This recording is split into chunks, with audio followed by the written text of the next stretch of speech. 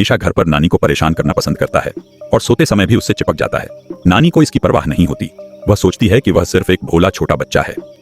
उन्हें कम ही पता था कि लड़का पहले ही 18 साल का हो चुका था, सिवाय इसके कि उसकी लंबाई बढ़ना बंद हो गई थी। जल्द ही नानी का शरीर बदल गया और उसने एक बड़ी गलती कर दी उसके पक्षाघात के कारण। वह लड़का आज जो कुछ भी है वह उसके बचपन के अनुभव के कारण है। जब जूडी 3 साल का था तब उसका जन्मदिन था।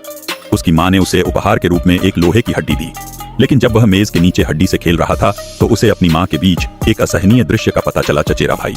उसने सोचा कि वयस्क दुनिया बहुत गंदी है और उसने सोचा कि भविष्य में भी वैसा ही होगा, इसलिए उसने बड़े होने से इनकार करने का निर्णय लिया।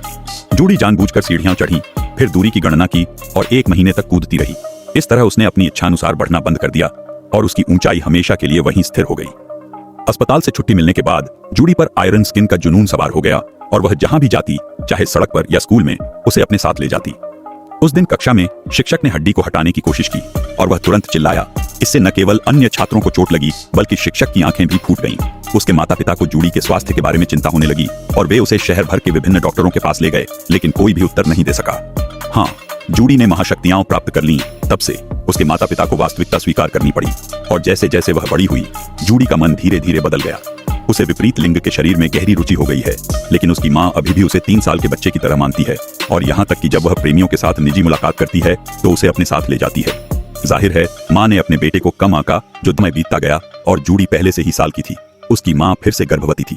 इसमें कोई संदेह नहीं है कि भ्रूण का पिता भी अपने चचेरे भाई के चाचा का उत्पाद है। शायद अपने पति के अपराध बोध के कारण मां की मानसिक स्थिति बेहद खराब है और वही या तो अचंभित है या बहुत ज्यादा खा रही है। दिन दुर्भाग्य से भोजन के अत्यधिक सेवन से उनके पाचन तंत्र में विकार आ गया और उन्होंने अपने दूसरे बच्चे को जन्म देने से पहले ही अपनी जान ले ली। उसी समय द्वितीय विश्व युद्ध छिड़ गया। दुर्भाग्य से